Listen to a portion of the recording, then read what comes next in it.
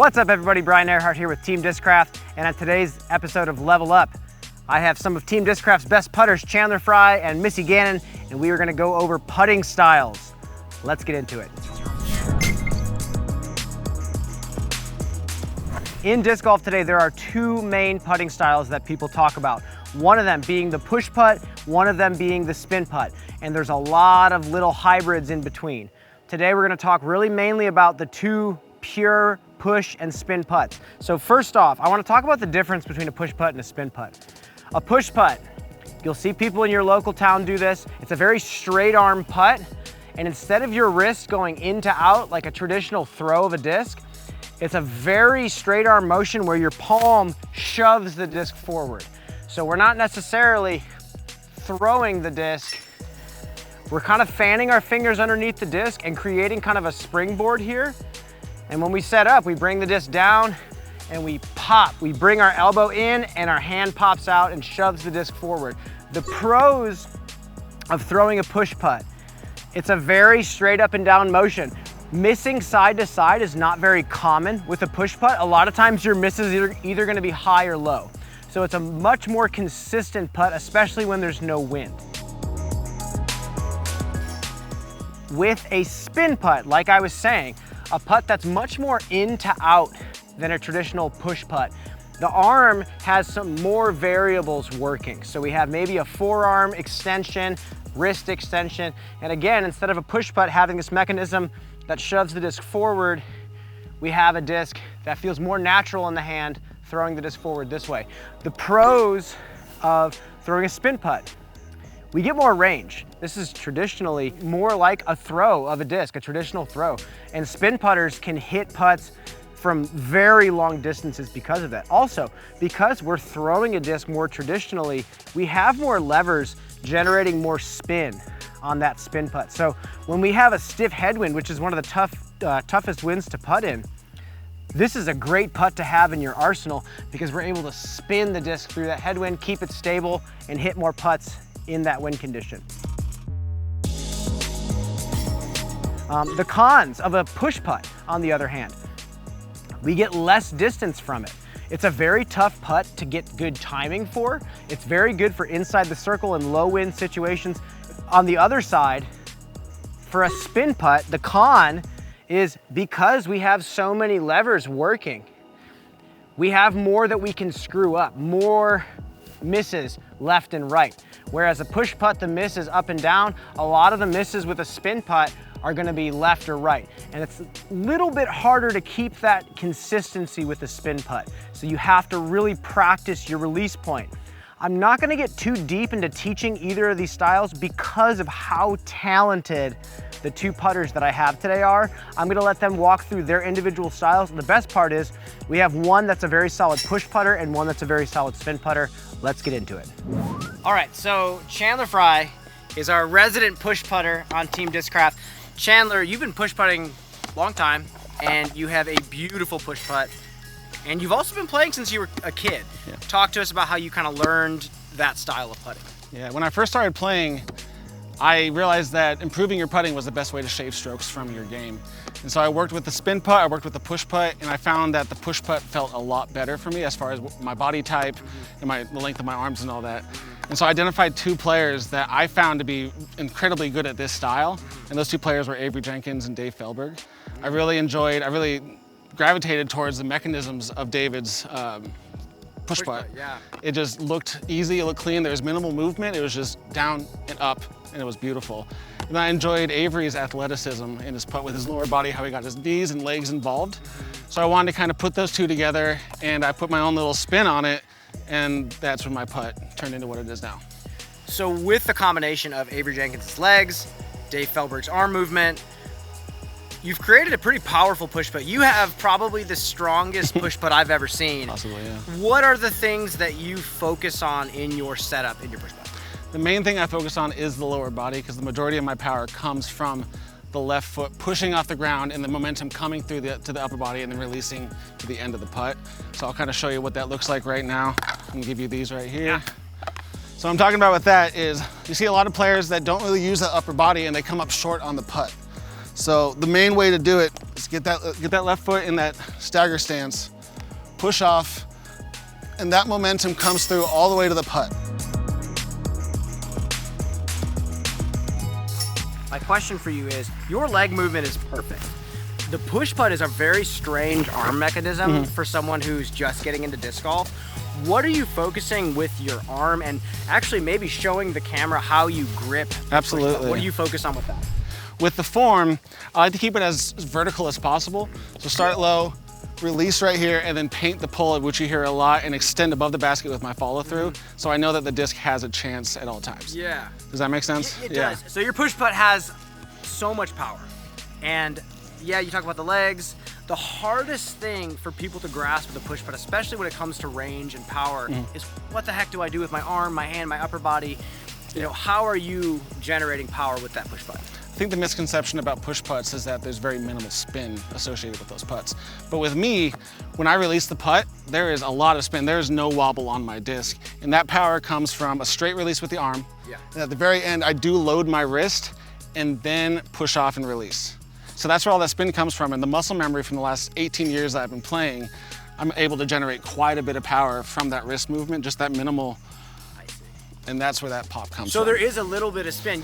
You would probably say you're a hybrid push spin putter, but mainly with the mechanism of a push putt. I've always kind of called myself a spush putter.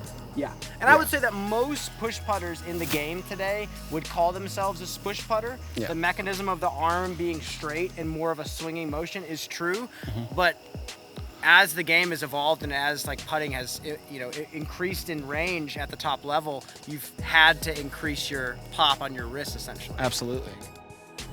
So with all that, the big question that a lot of people have for a push putt is, how do I grip the disc and how does it feel coming out of my hand? You say you have a bit of a push putt structure with your upper body, but then your wrist pops the disc out at the end. It's a little bit different, adds a little bit more spin. How are you gripping your putts? It's pretty unique. With the majority of push putters, their palms are facing the sky. With mine, when I release and the push through, my thumb is pointing towards the sky. So when I grip the disc, it's very unique. We all have different size hands, and everyone grips the disc a little differently. For a lot of people with smaller hands, such as Missy Gannon, it's gonna be in the palm. Yeah. For me, I prefer just to have the fingers on there, and if you can look right here, there's space between the disc and the palm. Interesting. The disc never touches the palm. I also noticed that your finger is completely on the outside of the rim. Yes, this is I started putting differently. It was kind of out in here, and then I saw Paul Macbeth putting like 12 years ago, and I started putting like this, and it just felt right. So what does that do for you? I think it just increases accuracy for me. This is the last finger that the disc touches before it flies into the basket, hopefully into the basket. And so I just kind of like having the guiding finger in there to kind of release a disc on a pretty solid point. So I can understand it further though. Can you please show me a few putts? Absolutely. Okay.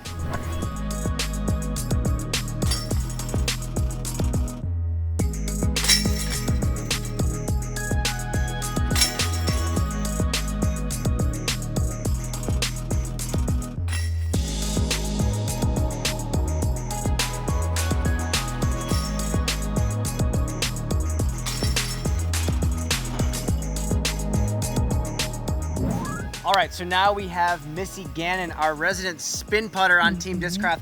Missy, you have pretty raw spin putt, but you have a little different motion before you get there. But everyone pretty much says that that's your release is spin putt. How did you get to that style?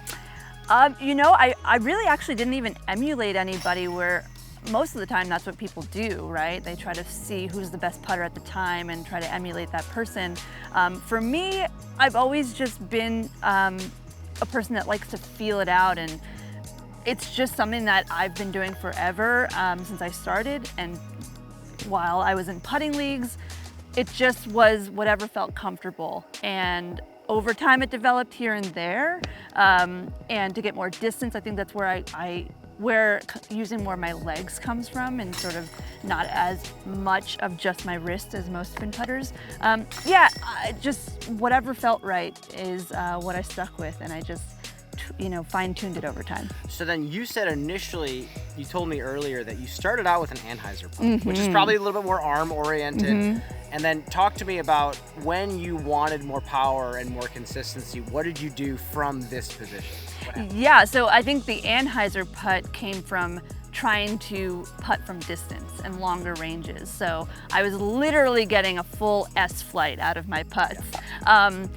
But I quickly learned that doesn't work in all conditions, and having a flatter release was going to help me do better over time and through different conditions. So I realized I'm gonna have to figure out a way to generate more power elsewhere. And that's where my sort of lower stance, the lower drawback comes from, to sort of incorporate that into my spin release. So then walk us through your current setup. So you have this little, it's a hybrid, but it's very oriented on the spin side. Walk us through what you're doing. Yeah, so always a staggered stance unless I need to use a straddle. But staggered stance, I'm very squared off to my target, so the basket, obviously. And I like being up on my tippy toe in the back. I don't know, it's not really something that a lot of people do, but it's just something, again, that I figured out over time is the best result for me. But so pretty wide stance in the staggered stance, and when I come down, I'm really coming low, kind of right below my my hips, and my hand is kind of at the 2 o'clock position, I would say. But when it comes down and as I come back up, I really come to about 12 o'clock, if that makes sense. And that's where I get that spin from my wrist on the release. And that's, again, a good way for me to keep the disc flat when I putt. Interesting. So you change your hand position on your drawback, and then you change that as you release the disc. Yeah. Talk about a lot of spin putters. I've seen power grip spin putt. I've seen fan grip spin putt. I've seen finger on the rim, finger underneath the rim. What are you doing, and what's been most comfortable for you over time? Yeah, it's pretty much a standard, fan grip. I have my pointer finger curled just slightly under the sharp part of the underside of the rim, right at my first knuckle. And yeah, that's pretty much it. My thumb is, right kind of inside where the top of the plate meets the edge of the rim, I guess I would say. So that's my grip. And yeah, like I said, it's all in the wrist, after I kind of do my load. Would you mind showing us a few putts? Sure, absolutely. All right, let's do it.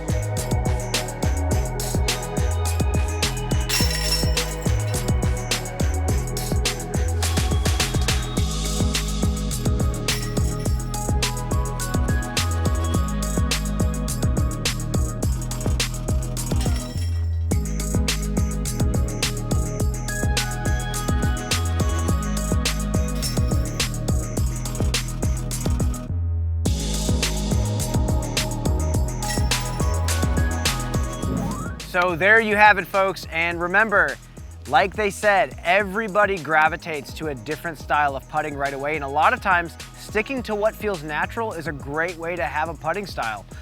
With that said, put the hours in on the practice basket and experiment with lots of different types of putts, and you will find the one that suits you best. Thank you again for tuning in.